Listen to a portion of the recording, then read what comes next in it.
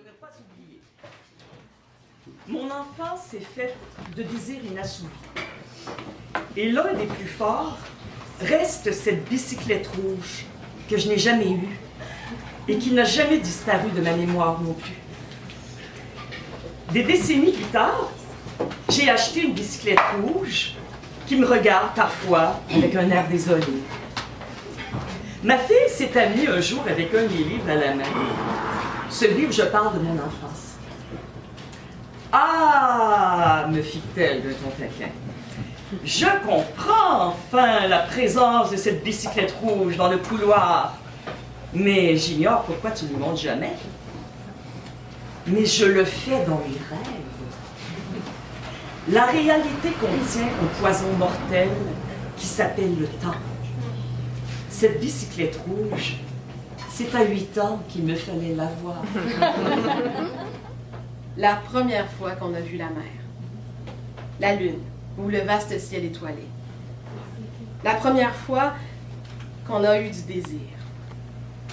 Le voyage en rêve, un cheval au galop, une libellule au vol soyeux, l'odeur de la terre après une forte mais brève pluie tropicale, un visage aimé autre que celui de sa mère, un cerf-volant dont on ne voit plus le fil, les yeux noirs d'une petite fille en robe jaune, un après-midi sans fin à pêcher les écrevisses avec ses cousins, l'odeur du maïs boucané au début des grandes vacances, un vélo rouge appuyé contre un mur, un grelottement de fièvre sous les draps parce qu'on pense trop à la petite voisine, et cette joie si intense qu'elle fait mal.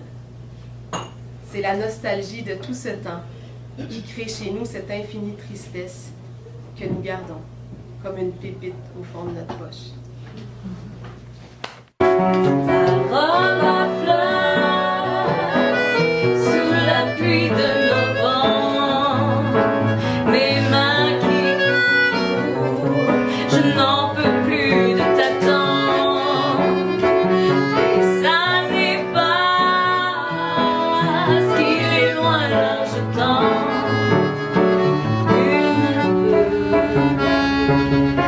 Nous entendre. Je voudrais du soleil vert, des dentelles et des théâtres, des photos de bord de mer dans mon jardin d'hiver, dans mon jardin d'hiver, dans mon jardin d'hiver.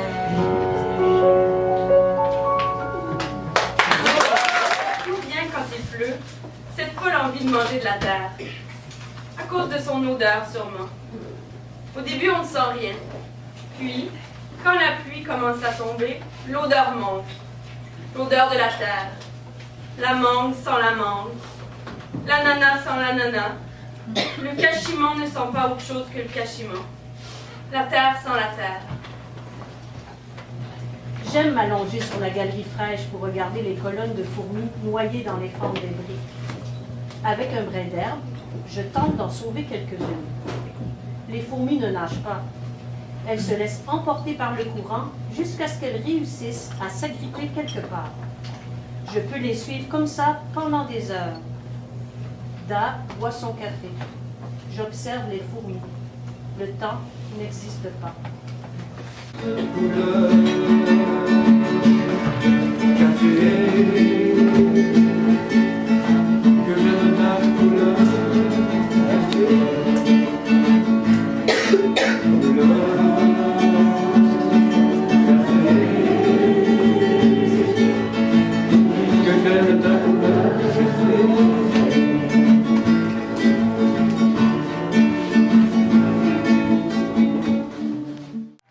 Didi est amoureuse de Franz.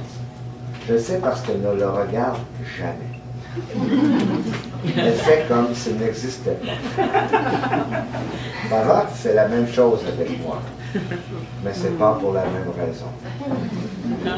Je regarde ses fines chevilles, en pensant que cette fille est faite pour courir dans le désert. Et je relève la tête pour croiser son long regard oblique d'antilope.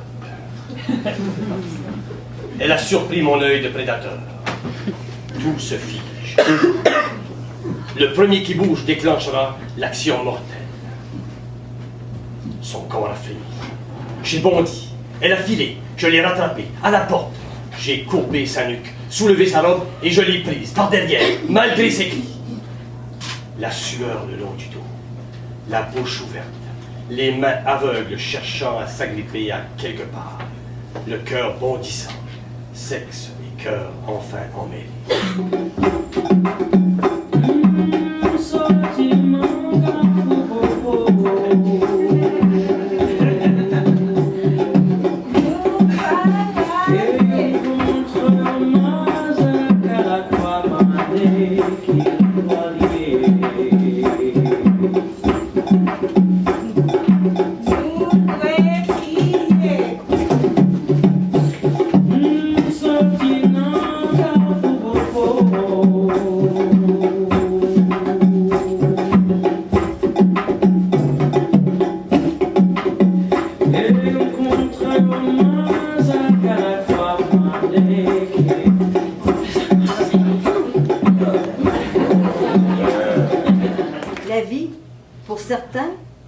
C'est comme prendre à main nue un câble électrique qui traîne par terre. Cela provoque un tel tremblement. D'autres ont la possibilité de mieux se protéger et donc vivent plus longtemps. Mais pour tous, c'est la même aventure. Une aventure humaine qui commence par la naissance et finit par la mort. La vie, c'est ce qui se passe entre les deux et personne ne peut la mesurer. Tout cela a duré 10 secondes. Est-ce le poids réel de la civilisation? Pendant ces 10 secondes, j'étais un arbre, une pierre, un nuage ou le séisme lui-même. Ce qui est sûr, c'est que je n'étais plus le produit d'une culture. J'étais dans le cosmos. Les plus précieuses secondes de ma vie. Une journée dure ici une vie. On naît à l'aube, on grandit à midi, on meurt au crépuscule, et demain, il faut changer de corps. Dans les médias internationaux, Haïti apparaît toujours déboisé. Pourtant, je vois des arbres partout. Il faut dire qu'enfant, je détestais les arbres, au point de rêver d'asphalter la planète. Les gens voulaient toujours savoir pourquoi un enfant n'aimait pas les arbres. L'impression qu'ils me regardaient de haut.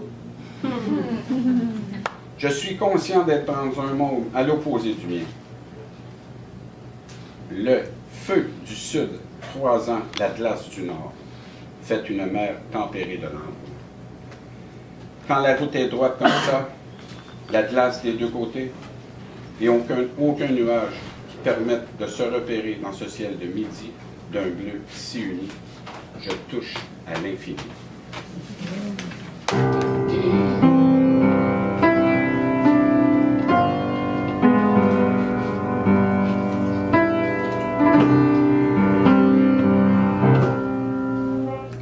C'est presque au bout du monde, ma barque vagabonde, errant au gré de l'onde, m'y conduisit un jour.